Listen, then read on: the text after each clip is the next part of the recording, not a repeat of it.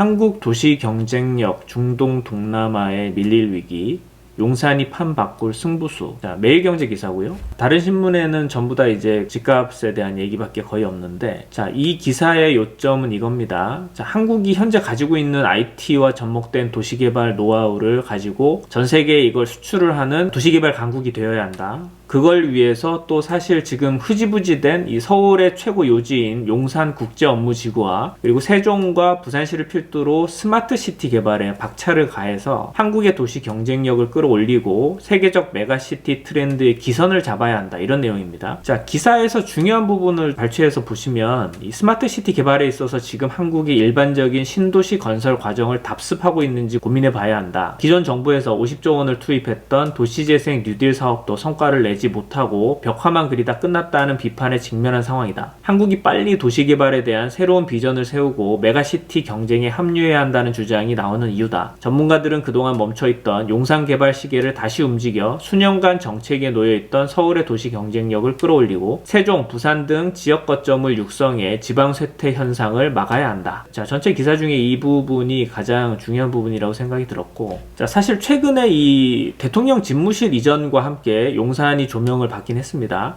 자, 지리적으로 보더라도 현재 서울의 3대 주요 업무 중심인 이 여의도, 을지로, 강남, 이 트라이앵글을 연결할 수 있는 사실상의 서울의 중심에 있기 때문에, 자, 만약 적절히 잘 개발만 된다면 이 세 개 도심을 연결하는 최대 MBD로 구성이 될 수 있는 그런 유일한 지역이 바로 용산입니다. 또 미군기지가 이전한 용산공원, 서부 이촌동과 한남 뉴타운 주거타운, 서울역과 용산역 일대 교통 중심까지 맞물리면 서울의 도시구조를 한 번에 바꿀 수 있는 폭발력을 가진 곳이 용산이죠. 근데 이게 추진이 안 됐던 게 아니라 2000년대 초반부터 추진이 되었고 최근까지도 규모와 방향만 바뀌었지 계속 추진이 되고 있었던 사안이죠. 2000년대 초반에 상당히 많은 부분까지 진척이 되었던 이 사업이 실패를 했습니다. 왜 실패를 했느냐면 몇 가지 이유가 있는데, 우선 2006년 부동산 호황기 시절 때 오세훈 시장이 용산 국제업무지구의 서부 이촌동까지 무리하게 한강 르네상스 프로젝트라는 명목 하에 끼워 넣는 바람에 수천 명의 이해 당사자가 추가로 엮이면서 결국 토지 보상 문제 등으로 인해서 상당한 난행을 겪었고요. 자, 그리고 일단 부지가 너무 큽니다. 56만 제곱미터, 17만 평이고요. 당시로서는 중국이나 미국과 비교를 해도 이 정도 사이즈의 개발이 없었죠. 전무후무했던 사업 개발지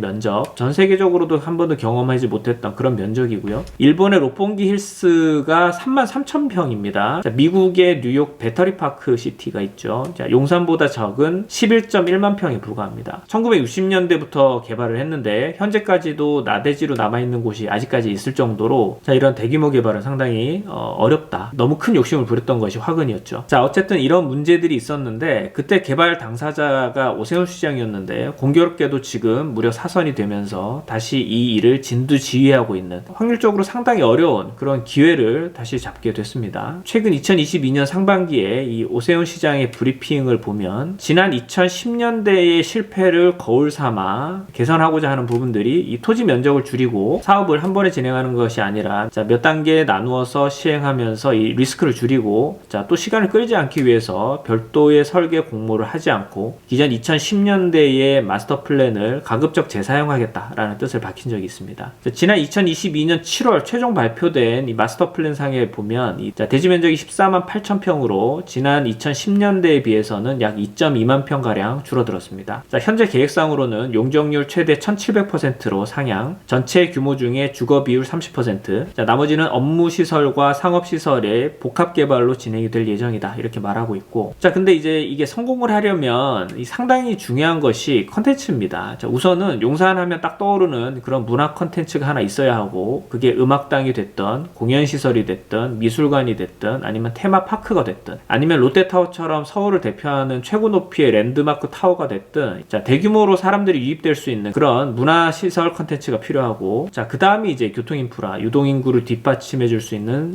상업시설, 그리고 도시 공동화를 막기 위해서 주거가 들어가야 되고요. 자, 이게 현재 이러한 고금리로 인한 주택시장이 굉장히 하락되고 있는 상황에서 상황에서도 분양이 잘 될 수 있는 차별화된 주거시설이 들어가야 되고요. 이게 최적의 비율로 들어가 줘야 이 최소한의 공공 비용과 민간도 수익을 볼 수 있는 그런 구조가 돼야 결론적으로는 프로젝트가 또 지지부진하거나 하지 않고 끝까지 완주할 수 있는 그런 프로젝트가 될 수가 있을 것으로 봅니다. 자, 어쨌든 지금 이런 기사들이 나오는 걸로 봐서 이 용산개발도 어쨌든 현 정부의 기조와 태도를 봤을 때, 그리고 오세훈 시장의 정치적 판단과 정세로 봤을 때에, 물론 지금 시장 상황이 어렵다고 하더라도 자, 시동을 걸 확률이 상당히 높다. 자, 그래서 오늘의 한 줄평, 용산, 용이 이제 여유주를 물 수 있을까?